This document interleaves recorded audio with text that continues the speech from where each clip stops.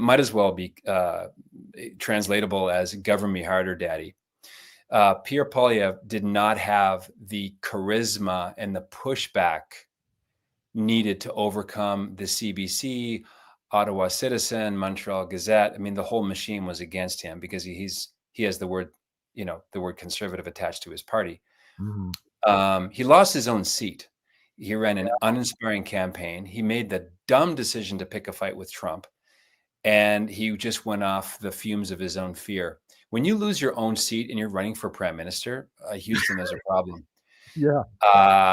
He did this cutesy interview that almost looks fake. I don't think it was, but a lot of theater involved with the Apple. Right. He should have parlayed that into.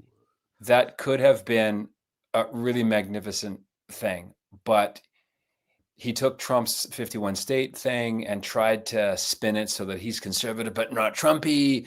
A lot of Canadians there's a paradox here. The province of Quebec is very nationalistic. It doesn't really fit in well with Canada. I studied in Montreal. I went to McGill University, and so I know the Quebec mindset.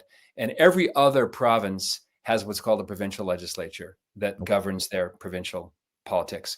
Quebec is the only province that has a national assembly. Well, a national assembly is the assembly of a nation, but they love Trump. They were very anti-Canadian tyranny when it came to the Schmovid tyranny a couple of years ago.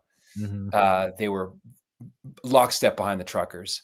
And in Montreal in the summer of 2020, so early in COVID, 100,000 Montrealers jammed the streets with Trump and American flags because they so detested what the Canadian federal government were doing to impose all the COVID restrictions.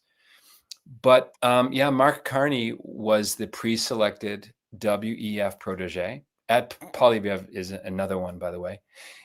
I think there's a cycle. I'll just stop here because Canadian politics is pretty boring for Americans. No. So this is interesting. This is very interesting. People need to know this stuff. When you're already when Castro, by the way, Castro Jr. is not a joke.